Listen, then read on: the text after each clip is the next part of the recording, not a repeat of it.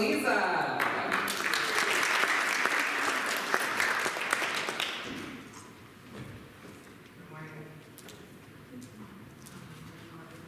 You're all second graders right now, right? You know this about me. Okay. I can't talk about Unity without talking about a little bit of history. So David and I were married in the Unity Church. Many of you know that if you were here a few years ago. And we kind of faltered. We were the Christmas Easter families that came in Christmas and Easter for about the first, I'd say almost 10 years. And then we moved to Charleston, South Carolina. And then we got to Charleston the day David left for a 6-month cruise. The day David checked in on a ship, he left for a 6-month cruise.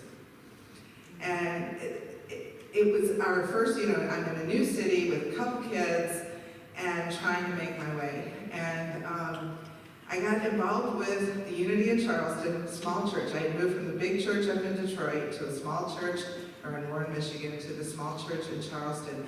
And it was just synchronistic and terrifying to be in a new city and not know a lot and have my husband leave for 6 months. I had a friend at Unity who was also military. She would show up at my door every day, whether I wanted to or not. But we would do the quest together. How many of you remember the quest? We would do the quest together. Now, it's like Unity's principles open up the doorway to all the other things that are so good, and all the pathways that we can get to, that we can heal ourselves, that we can work through life, that we can wrap our heads around what's going on. And that's how I used back then. It was like, okay, I've just got to make friends, I've got to show up, I've got to be there. And at that church, a gentleman by the name of Leroy White, does anybody know that name? He was a musician that did a lot of the Youth of Unity conferences and things like that, but I didn't know that. I just knew he was this really cool, he had a song called Breathe and Smile, and it was about this little guy, I won't go there. If you want to know the song, I'll tell you later. But I wanted, it opened up the doorway, so when I got to YOU, I knew him. And there was a time I only listened to his music because I was just wanting to stay grounded in what I needed. So a year after we were there in Charleston, we moved to, they closed the base in Charleston. It was when all those base closures happened. We moved to Jacksonville, Florida. And that's kind of where we found our home. And that's kind of before we moved here, of course, for a while. And it was just, it's been eye-opening all the ways. I would teach classes, I helped the minister. I was like all involved in the office work of Unity. I was doing the publication, the newsletters, all of the kind of things that go behind. So I know the behind-the-scenes stuff too. And then I started teaching, and that all went away because there was no more time for that. But that was there. So without divulging or in the risk of oversharing, today, I want to bring this back to today. I'm going through a lot, and I know all of you are too. But for me, I've got some family issues happening with my daughter, and then my son at the end of the month is getting ready to move to Minnesota, my oldest son. And it's heart-wrenching for a mom to say goodbye. And on top of that, with teaching, there's been, I don't know if you've heard of all the budget cuts and all the rumors that are going around with teaching. They're talking about, we're going to get a cut in pay, we're going to have furlough days, we're going to, it's just going to be a lot, but there's also going to be a whole new curriculum next year.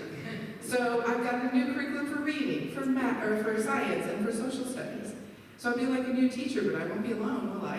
Everybody else will be there with me. The hardest part of all that for me right now is that they're bringing back the curriculum that is very similar to the curriculum I left Florida for.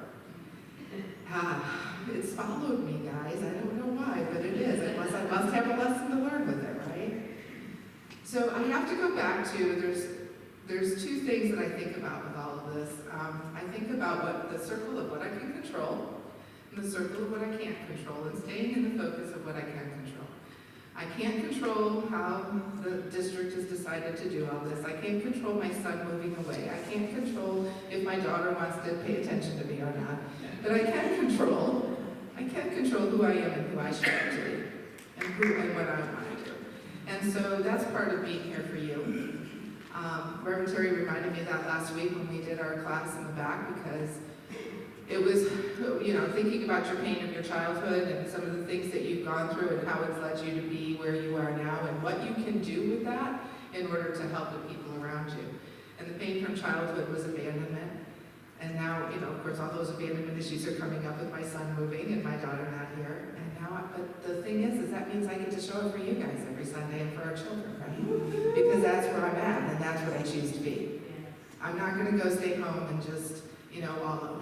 I need to be who I am, and I need to still bring out that Christ light inside of me. And I do that with oh my gosh, the music for this morning just totally got me ready for this. I walked in here, I want you to know it was not, I was feeling more like Jeffrey. Hey guys, this has been, but the music got me there.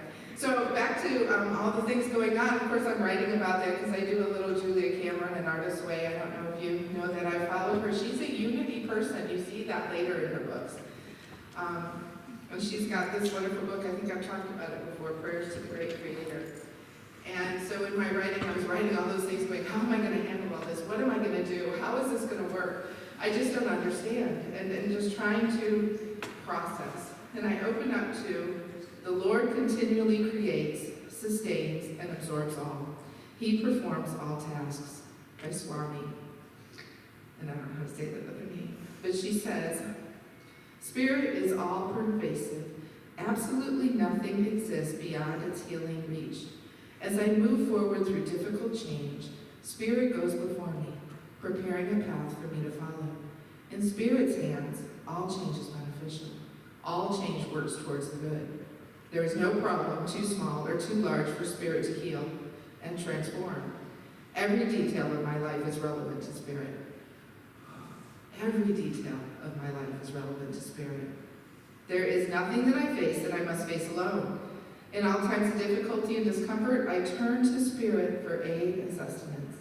Spirit nurtures me in all circumstances and supports me at every turn. Today, I open my heart to accept the help which I am given in all things, both large and small. Today, I acknowledge and salute the God force acting in all my affairs. That's how unity principles work. They open the doorways to all the different things that can help you to heal, whether you find it in a book, music, a lesson, a movie. It opens your heart.